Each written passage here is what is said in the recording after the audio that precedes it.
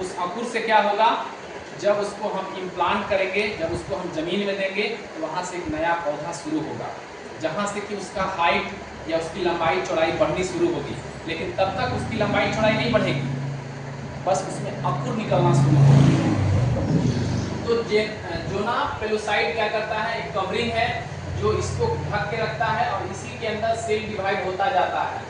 ये जो 2 cell stage, 4 cell stage और 8 सेल स्टेज जो है, ये लगभग 3 दिन आफ्टर फर्टिलाइजेशन के कंप्लीट हो जाता है।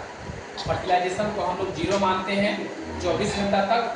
24 घंटा के बाद 1 दिन का गिनती होता है, जब वो सेल 1 से 2 होता है। फिर दूसरा दिन, तीसरा दिन, सेल की संख्या 8 हो चुकी होती है और वो जोना पेलोसाइट के अंदर में ही होता है। उसके बाद आता है मरूला फेज, 3 से 4 दिन, जिसमें कि सेल की संख्या 16 से 32 हो जाती है। 8 से 16 हुआ, फिर 16 से 32 हुआ। 32 नंबर ऑफ सेल वो क्या होता है कि अब एक किनारे आने लगता है, एक ठोस स्ट्रक्चर बनाने लगता है। पहले अलग अलग था सारा सेल टूट करके, अब वो आपस में जुड़ करके एक ठोस स्ट्रक्चर बनाने लगता है, जिसको बोलते हैं मरूला।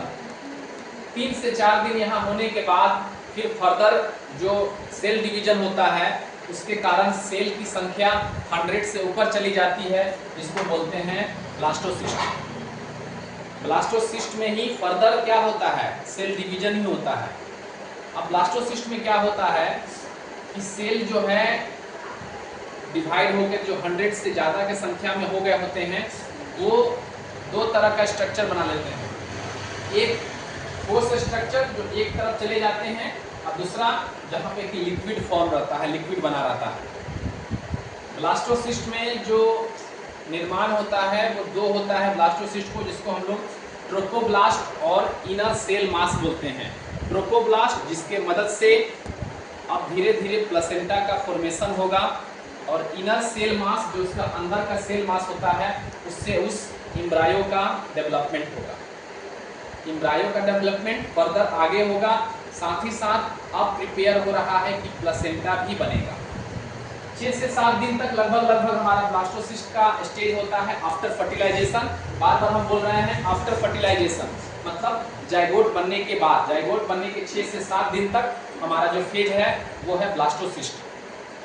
7 से 10 दिन के अंदर अब जो है इम्प्लांटेशन की प्रोसेस, इम्प्लांटेशन हो जाएगा।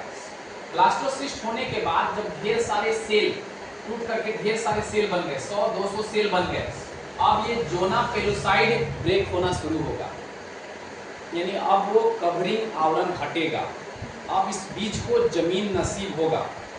अब ये बीज रेडी है जमीन में जाने के लिए, यानी कि कहें यूट्रस के दीवार में फिक्स होने के लिए, माँ से कनेक्ट होने के लिए। अब उसको ज़रूरत है पोषण की, जो वो माँ से कनेक्ट होगा तभी तो मिलेगा।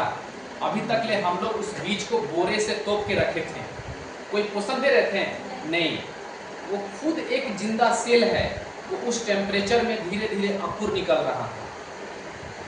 अंकुर निकल रहा था मतलब साइज उतना ही था, लेकिन धीरे धीरे अपने आप को तैयार कर रहा था कि हम भी अब एक पौधा बनेंगे, हम भी एक जमीन में जाएंगे।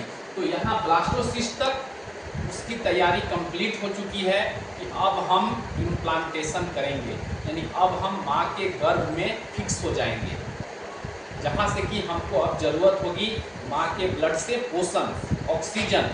अब हम विकसित होंगे, बड़े होंगे। ब्लास्टोसिस्ट तक कोई उसके अंदर बदलाव नहीं आया, वही मेम्ब्रेन उसका ढका हुआ था और उसी के अंदर उसका संख्या बढ़ रहा था। अब फाइनली आ गया है जोना पेलोसाइट का फटना और जा करके यूट्रस के दीवार में, यानी कि lining of the uterus, in the lining of the uterus में फिक्स होना। यानी जो हम लोगों ने यूट्रस बनाया था, उसका जो बॉडी है, उसका जो अंदर का जो भाग है, उसमें अब फिक्स होने के लिए तैयार हो गया, मतलब इम्प्लांटेशन। इम्प्लांटेशन होना का प्रक्रिया, होने की प्रक्रिया 7 से 10 दिन लगभग कंप्लीट हो जाती है। इम्प्लांटेशन होने के बाद एक फेज आता है जिसको हम लोग बोलते हैं एम्ब्रायोजेनेसिस। एम्ब्रायोजेनेसिस फेज है फर्स्ट 2 वीक आफ्टर फर्टिलाइजेशन। निषेचन के बाद जो दूसरा हफ्ता होता है उसमें होता है एम्ब्रायोजेनेसिस, जिसमें कि अब धीरे धीरे जो एम्ब्रायो होता है उसमें 3 लेयर बन जाता है। जैसा मैंने बात किया था, एक्टोडर्म, मेसोडर्म और इंडोडर्म। जो वो सेल था जो फर्दर डिवाइड होकर के अब 3 लेयर में बट गया। सबसे बाहर लेयर, मिडिल लेयर और अंदर का लेयर। सबसे बाहर का लेयर में हमारे स्किन, नर्वस सिस्टम, ब्रेन, ये सब चीज़ों का, हेयर का निर्माण होगा। मिडिल लेयर जिसको मेसोडर्म बोल रहे थे, उससे हार्ट का निर्माण होगा, ब्लड का निर्माण होगा, सर्कुलेशन होगा, बोन का, मसल्स का निर्माण होगा। और सबसे अंदर का लेयर हमारे डाइजेस्टिव सिस्टम का निर्माण होगा, पाचन तंत्र, लीवर, आंत, ये सब सारी चीज़ों का निर्माण होना शुरू होगा। ये लगभग दूसरे हफ्ते का काम है आफ्टर फर्टिलाइजेशन। एम्ब्रायोजेनेसिस होने के बाद एक फाइनल स्टेज है एम्ब्रायो का, उसको बोलते हैं एम्ब्रोनिक स्टेज। 3 हफ्ता से लेके लगभग 8 हफ्ता तक एम्ब्रोनिक स्टेज चलता है, जिसमें लगभग सारे अंगों का निर्माण होना शुरू हो जाता है। पैरों की अंगुलियां, हाथों की अंगुलियां बनने लगता है, शरीर एक प्रॉपर शेप में आने लगता है, चेहरे में आंख, नाक, कान का उभार आना शुरू हो जाता है। हार्ट जो है ब्लड का पंप करना शुरू कर देता है। बच्चे का जो हार्ट है वो पूरे तरह से रेडी हो चुका होता है टू सर्कुलेशन। ब्लड सर्कुलेशन के लिए हम बच्चे का हार्ट रेडी हो जाता है, उसको हम लोग बोलते हैं एम्ब्रोनिक स्टेज। यानी कि लगभग 8 हफ्ता, यानी कि फर्टिलाइजेशन के 2 महीने तक। जब 8 हफ्ता कंप्लीट होता है, 9वां हफ्ता शुरू होता है आफ्टर फर्टिलाइजेशन, तो अब बच्चे का नाम जो अभी तक एम्ब्रायो था वो हो जाता है फीटस।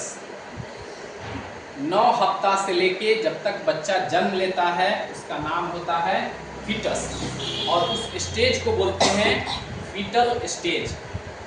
फीटल स्टेज के दौरान जितने भी सारे अंग हैं, ऑर्गन्स हैं, वो अब डेवलप्ड होना शुरू होते हैं। बनने की प्रक्रिया शुरू हो गई थी एम्ब्रोनिक स्टेज में। ये हार्ट है, लंग्स है, किडनी है, नाक है, कान है, लेकिन अब वो चीज़ें पूर्ण रूप से विकसित होंगी, एडवांस होंगी, पूरी तरह से परिपक्व होंगी, काम करना शुरू कर देगा सारा चीज़। जब तक बच्चा माँ के पेट में रहता है, यानी कि 40 हफ्ता की प्रेगनेंसी होती है, तब तक उस बच्चे को हम लोग फीटस कहते हैं। 8 हफ्ता से पहले और फर्टिलाइजेशन के बाद का जो समय होता है वो एम्ब्रोयो का होता है। हम लोगों ने 2 चीज़ जाना, एक एम्ब्रोयो जो कि फर्टिलाइजेशन से लेके 8 हफ्ता तक, और 8 हफ्ता से लेके 9 हफ्ता से लेके जब तक बच्चा जन्म लेता है तब तक उसको बोलते हैं फीटस। हम लोगों ने देखा 2 अलग अलग सेल, मेल सेल यानी कि स्पर्म और फीमेल के द्वारा एक एग या ओवम मिल करके एक फर्टिलाइज एग यानी कि जाइगोट का फॉर्मेशन करता है। इस 9 महीने में कंप्लीट रूप से पूरा डेवलपमेंट हो जाता है बच्चे का। कुछ चीज़ें जो अलग हैं जो मैंने बताया, लगभग उसके सारे अंग काम करना शुरू कर देते हैं। बच्चा यूरिन करना शुरू कर देता है, मतलब यूरिनरी सिस्टम काम करना शुरू कर देता है। बच्चा पेट में रहते हुए अपनी माँ की बातों को सुनने लगता है, माँ की आवाज़ को पहचानने लगता है। इट मीन्स उसका ब्रेन काम करना शुरू कर दिया, ब्रेन का डेवलपमेंट हो गया, कान का डेवलपमेंट हो गया। बच्चा चीज़ों को रिप्लाई करने लगता है कि हम हैं पेट में, पैर मारता है, मतलब उसके मोटर नर्व्स भी काम कर रहे हैं। एक चीज़ जो मैंने बताया कि बच्चा पहली बार सांस लेता है जब वो गर्भ से बाहर आता है। फेफड़े उसके विकसित हो गए होते हैं, काम करने के लिए भी रेडी होते हैं, लेकिन पहला सांस लेता है जब वो गर्भ से बाहर होता है तब। तो बच्चा सांस कैसे लेता है? तो बच्चा अम्बिलिकल कोड के माध्यम से सांस लेता है, इसको हम लोग नाभि नाल बोलते हैं, जो प्लेसेंटा के माध्यम से बच्चे के नाभि से जुड़ा होता है, जो माँ के यूट्रस से कनेक्ट रहता है। उसी के माध्यम से वो सांस लेता है और सांस छोड़ता है। सारी प्रक्रिया उसी के माध्यम से होती है। तो लगभग हम लोगों ने दो स्टेज के बारे में जाना, एम्ब्रियोनिक और फीटल। उम्मीद करते हैं आप लोग ठीक लगा होगा। ओके।